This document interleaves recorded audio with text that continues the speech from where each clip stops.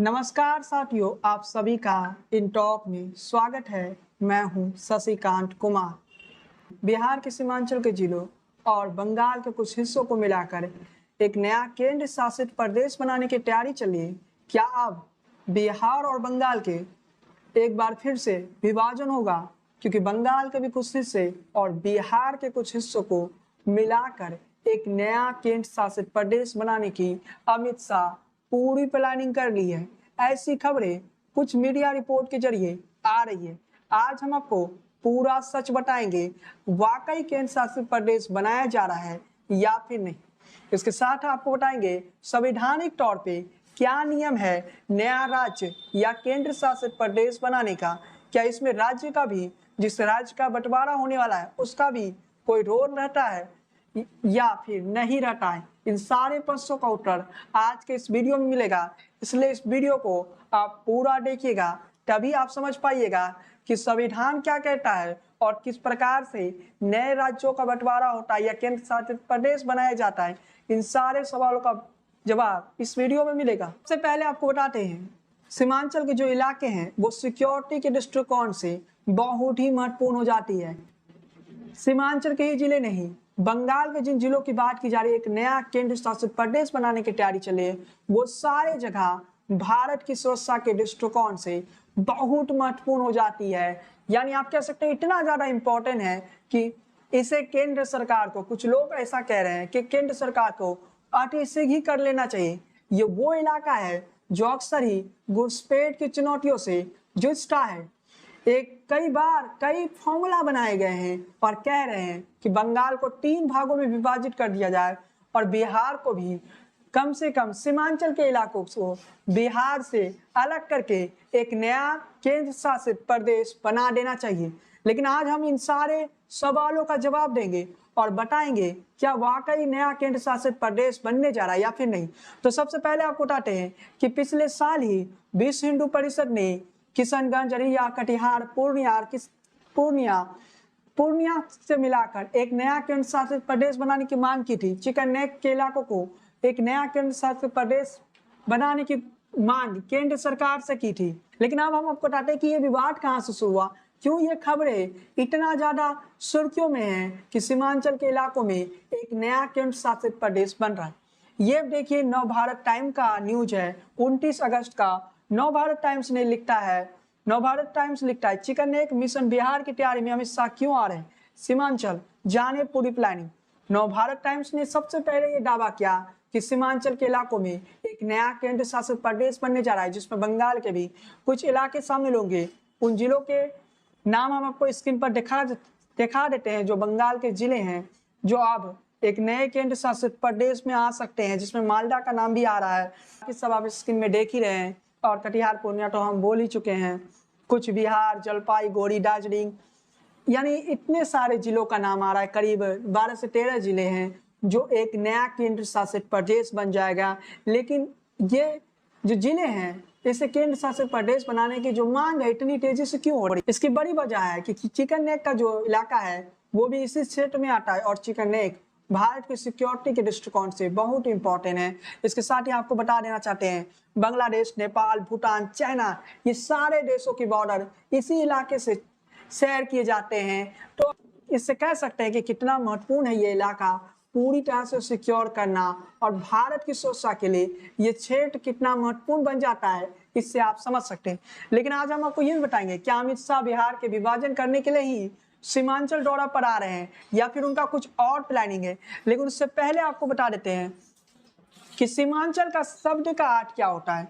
आपने काफी सुना होगा सीमांचल नाम, लेकिन इस शब्द का अर्थ क्या होता है ये आज हम आपको बताते हैं।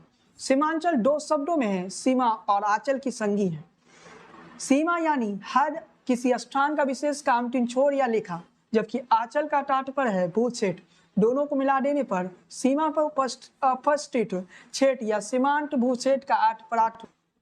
सीमांचल की जो परिस्थिति है वो बांग्लादेश घुसपैठ हो, रोहिंग्या की घुसपैठ हो, इन सारे विषय को लेकर काफी ज्यादा महत्वपूर्ण हो जाती है, क्योंकि यहाँ घुसपैठ की जो समस्या है इसका समाधान अभी तक नहीं हुआ है। केंद्र सरकार अगर अपने अधीन ले लेती है तो इससे ये होगा कि सीमांचल के क्षेत्रों से घुसपैठ की समस्या का समाधान हो जाएगा, कई सारे सीमांचल में रहने वाले या फिर बंगाल के उन इलाकों में रहने वाले लोग मांग कर रहे हैं कि सीमांचल बना देना चाहिए। 23 और 24 सितंबर को अमित शाह सीमांचल के दौरे पर आ रहे हैं, लेकिन उससे पहले सीमांचल और बंगाल के उन इलाकों में लोग ये कहने लगे हैं कि अमित शाह आएंगे और एक नया केंद्र शासित बनाने का ऐलान कर देंगे। क्या सरकार में भी इसकी तैयारी चल रही है? क्या सरकार ऐसा कर सकती है कि इन दोनों राज्यों के मर्जी के बिना ही, बंगाल और बिहार के मर्जी के बिना ही उन राज्यों का विभाजन कर देगा? तो चलिए आपको संवैधानिक तौर पे और संवैधानिक दृष्टिकोण से बताते हैं कि सरकार ऐसा कर सकती है या फिर नहीं। तो सबसे पहले आपको बता दें कि सरकार किसी भी राज्य का विभाजन, केंद्र सरकार किसी भी राज्य का विभाजन कर सकती है और उसके लिए राज्य सरकार का विरोध का कोई महत्व नहीं रह जाता है। यानी राज्य सरकार अगर विरोध भी करती है तो उसकी कोई इंपॉर्टेंट नहीं रहती है। केंद्र सरकार चाहे तो संसद में विधेयक लाके सबसे पहले राष्ट्रपति के पास नए विधेयक भेजना पड़ेगा। चलिए आपको पूरा रूल बता देते हैं किस प्रकार से भेजा जाएगा। संवैधानिक विशेषज्ञों की, अगर आप संविधान के जो विश्लेषक हैं उनके माने तो उनके मुताबिक संविधान के अनुच्छेद 3 में राज्यों में के पुनर्गठन की प्रक्रिया स्पष्ट उल्लेख है। अगर किसी राज्य का विभाजन कर नया राज्य बनाया जाता है तो उसके लिए केंद्र सरकार को एक प्रस्ताव तैयार करके राष्ट्रपति को भेजना होगा।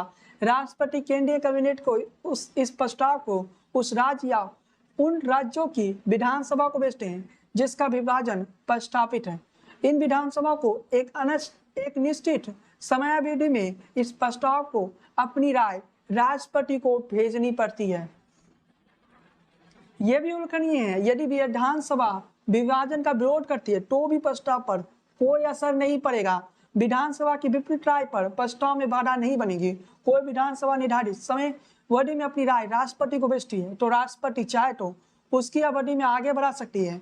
वो ये फैसला भी कर सकते हैं और समय बढ़ाना आवश्यक नहीं है। राज्यों की राय मिल जाने या उनकी राय की निर्धारित समयावधि खत्म हो जाने के बाद राष्ट्रपति प्रस्तावित विधेयक को अपनी मंजूरी के साथ संसद में भेजेंगे और मंजूरी के इस बात का उल्लेख किया जाएगा कि विधानसभा की क्या राय है या फिर निर्धारित समय राय व्यक्त की गई। तो आप समझ सकते हैं ये जो प्रक्रिया है ये काफी लंबा है। पहले केंद्र सरकार राष्ट्रपति के पास ये विधेयक भेजेगी और बताएगी हम इस राज्य का विभाजन करना चाहते हैं। उसके बाद राष्ट्रपति जो है उस प्रस्ताव को उस राज्य के विधानसभा, यानी यहाँ पर 2 राज्य है, बंगाल और बिहार है, बंगाल और बिहार के विधानसभा में भेजेंगे। वहां पर जो सरकार है वो तो बीजेपी की है नहीं, तो वहां की जो सरकार है वो अगर इस प्रस्ताव का विरोध करती है तब भी सरकार के पास ये अवसर है कि सरकार अपने प्रस्ताव को आगे बढ़ा सकती है और संसद में भेज सकती है। और जब संसद में भेजा जाएगा तो आसानी से विधेयक को पास करवा लिया जाएगा। यानी जो लोग कहते हैं ना कि बिहार और बंगाल के इन कुछ इलाकों को जोड़कर एक नया केंद्र शासित प्रदेश बनाया जा रहा है, तो इतना आसान नहीं है मेरे दोस्त ये प्रक्रिया को पूर्ण करना। 2 महीने या 3 महीने में ये नहीं होगा। इसके लिए एक लंबा वक्त लगेगा, करीब 1 साल का वक्त लग सकता है, 1.5 साल का वक्त लग सकता है। और इतना जल्दी संसद में विधेयक नहीं आएगा। ये भी आपको हम बता देते हैं कि संसद में विधेयक इतना जल्दी नहीं आने वाला है। इसके लिए भी आपको वेट करना होगा। पहले केंद्र सरकार राष्ट्रपति के पास भेजेगी, राष्ट्रपति जो होगी वो विधानसभा, बंगाल और बिहार के विधानसभा में भेजेंगे। ये प्रस्ताव है केंद्र सरकार का, आपके राज्य का विभाजन करना चाहते हैं, केंद्र शासित प्रदेश बनाना चाहते हैं। तब जाके उस राज्य के विधानसभा का जो भी मत होगा वो राष्ट्रपति के पास भेजा जाएगा। उसका राष्ट्रपति संसद को ये विधेयक भेजेगी। काफी लंबा प्रक्रिया है। इतना लंबा प्रक्रिया को पूर्ण करने में काफी समय लगेगा। वैधानिक तौर पर देखें तो बहुत लंबा प्रक्रिया होगा। अब अमित शाह अगर बिहार के सीमांचल के क्षेत्रों में दौरा करने आ रहे हैं तो क्या वाकई वो नए केंद्र शासित प्रदेश का ऐलान करेंगे? तो इसका जवाब है नए केंद्र शासित प्रदेश का ऐलान अमित शाह नहीं करेंगे। और ये बातें आज हम आपको बता देते हैं क्योंकि संवैधानिक प्रक्रिया काफी लंबा है। अगर नया केंद्र शासित प्रदेश बनाना भी है तो केंद्र सरकार राष्ट्रपति के पास भेजेगी और राष्ट्रपति जो है वो बिहार के विधानसभा में और बंगाल के प्रस्ताव भेजेगी और उसके बाद जो निर्णय होगा वही, उसके बाद इन दोनों विधानसभा में उस प्रस्ताव पर चर्चा होगा और दोनों विधानसभा जो भी निर्णय लेगी। लेकिन केंद्र सरकार के पास अंतिम ये मौका है, अगर केंद्र सरकार विभाजन की ओर बढ़ गई तो केंद्र सरकार विभाजन कर सकती है। ये भी हम आपको बता सकते हैं, ये भी हम आपको बता दें। लेकिन वर्तमान परिस्थिति में सीमांचल का विभाजन नहीं होगा और हमारे पास जो इंफॉर्मेशन है 23 और 24 सितंबर को अमित शाह मिशन बिहार में के लिए आ रहे हैं। सीमांचल के जिलों में बीजेपी का एक भी सांसद नहीं है, अररिया को छोड़ दे तो 3 जिलों में एक भी सांसद नहीं है। तो सीमांचल के जिलों में बीजेपी को मजबूत करने के उद्देश्य से अमित शाह का ये दौरा है। मिशन बिहार के तहत अमित शाह 40 लोकसभा सीटों को जीतना चाहते हैं। सीमांचल के इलाकों में कोई विभाजन की बात अभी तक सरकारी तौर पे नहीं आया है। जो खबरें सोशल मीडिया पर चल रही है उसे हम फर्जी बता सकते हैं, क्योंकि जितना लंबा संवैधानिक प्रक्रिया है उसे अगर पूर्ण किया जाएगा तो काफी लंबा वक्त लगेगा। अचानक संसद में कोई विधेयक लाके पेश नहीं किया जा सकता है, चाहे कितना भी बड़ा मुद्दा क्यों ना रहे, क्योंकि इन दोनों राज्यों में अभी विधानसभा है। इन दोनों राज्यों में अगर राष्ट्रपति शासन रहता तब सरकार तुरंत संसद से विधेयक लाकर पारित कर सकती थी। लेकिन यहाँ पर तो दोनों विधानसभा चल रही है, यानी दोनों विधानसभा में राष्ट्रपति को प्रस्ताव भेजना पड़ेगा। पहले केंद्र सरकार को राष्ट्रपति के पास प्रस्ताव भेजना पड़ेगा, फिर राष्ट्रपति दोनों विधानसभा में प्रस्ताव भेजेगी। उसके बाद दोनों ही विधानसभा के द्वारा उस प्रस्ताव पर चर्चा होगा। फिर वहां पर अगर मान लिया जाए कि दोनों विधानसभा इस विभाजन को अस्वीकार कर दे, क्योंकि वहां पर बीजेपी की सरकार तो है नहीं, बंगाल में भी नहीं है, बिहार में भी नहीं है, तो वहां की वैसी परिस्थिति में बंगाल के इन क्षेत्रों को अलग कर सकती है और एक नया केंद्र शासित प्रदेश बना सकती है। तो एक बात तो क्लियर कर देना चाहते हैं कि 23 और 24 सितंबर को अमित शाह सीमांचल आ रहे हैं, लेकिन वो विभाजन के लिए नहीं आ रहे हैं। जो लोग भी सोशल मीडिया पर इस तरह की अफवाह फैला रही हैं, असल मायने में वो इस देश के संविधान का अध्ययन ही नहीं किया है, क्या संविधान क्या कहता है। और संवैधानिक तौर पर देखें तो इतना आसान केंद्र सरकार के लिए अभी नहीं है।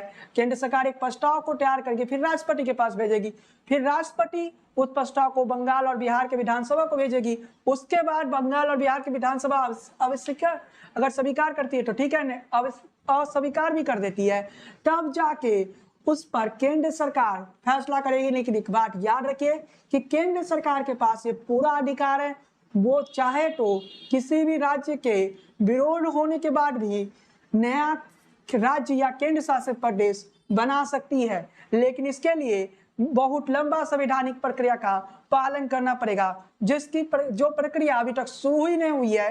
तो हम कैसे कह सकते हैं कि सीमांचल को केंद्र शासित प्रदेश बनाया जा रहा है या बंगाल के कुछ इलाकों को केंद्र शासित प्रदेश बनाया जा रहा है। तो आप समझ गए हैं कि संविधान क्या कहता है। और अमित शाह का दौरा जो है वो दौरा तो एक राजनीतिक दौरा है। इसे कोई अलग केंद्र शासित प्रदेश से जोड़ रहे हैं तो वो उनकी गलतफहमी है। ये अलग केंद्र शासित प्रदेश नहीं बनने वाला है, फिलहाल अभी नहीं बनने वाला है, क्योंकि कोई प्रक्रिया तो केंद्र सरकार ने शुरू ही नहीं किया है।